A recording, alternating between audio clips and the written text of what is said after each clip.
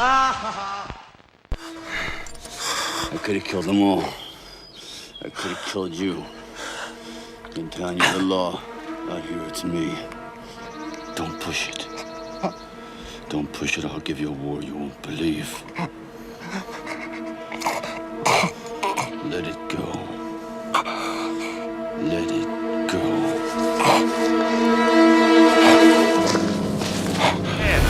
First Blood is the greatest movie ever made. People may disagree with that assertion, but they'd be wrong. I'm not going to overanalyze the film by pointing out that Rambo is a Christ-like figure, literally crucified, killed, and then from the darkness of the cave reborn into the light, or that Trautman is a Frankenstein figure making Rambo his creation. I'm just going to share a few thoughts about what makes this movie so amazing. It takes a lot of elements to create the greatest movie ever, not least a great director. Ted Kotcheff did a tremendous job. He also directed the very underrated Uncommon Valor. The film is based on David Morrell's excellent book. I can highly recommend it, although it differs quite a bit from the film. Don't expect a happy ending. The film stars Sylvester Stallone, but the acting talent across the board in the film is second to none. The Brian Dennehy and Richard Crenna scenes are pure acting class, and Jack Starrett as Galt is one of the most convincing bad guys in cinema history. Hey, if you're looking for trouble, you came to the right place, buddy. The soundtrack is by Jerry Goldsmith, who just happens to be my favourite composer.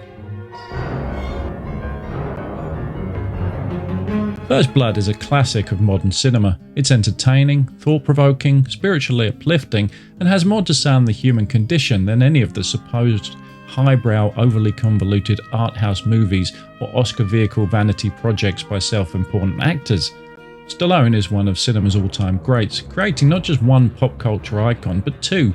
Hours could be spent discussing and ultimately coming to blows over who was the greatest, Rocky or Rambo. Spoiler alert, it's Rambo. As much as I love Rocky, Rambo is a figure that defines a generation. Rambo is a tragic hero equally as iconic as John Wayne in The Searchers or Clint Eastwood as the Man with No Name. A modern-day Ajax whose invincibility is intertwined with the human fragility and destroyed humanity. This version of John Rambo is not the semi-superhero of the sequel, but a very real man living with the consequences of war and post-traumatic stress. This is not the gung-ho movie most people assume it to be. Rambo was made by, but ultimately broken by war, a monster with no place to go. God didn't make Rambo. I made him.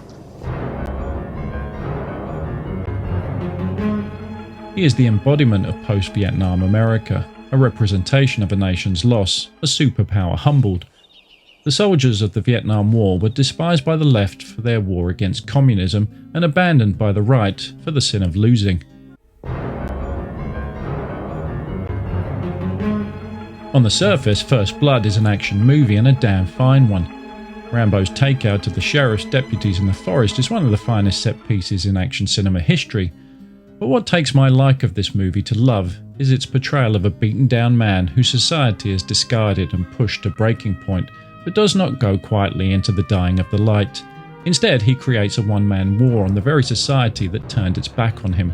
We can all relate to these feelings, the feeling of being constantly beaten down and controlled by a system that no longer values us, especially when that system no longer shares the same values or ideals. We can all feel like cogs in a machine of pin codes, passwords, social media, and cancel culture. It can be an uphill battle if you don't want to go along to get along with the current thing. We may not win the fight ahead of us, but at least, like Rambo, we can go out swinging. Sure picked one hell of a guy to mess around with. John Rambo is a Green Beret, Congressional Medal of Honor. Those Green Berets, they're real badasses. Now what the hell's the matter with you guys? He's one man.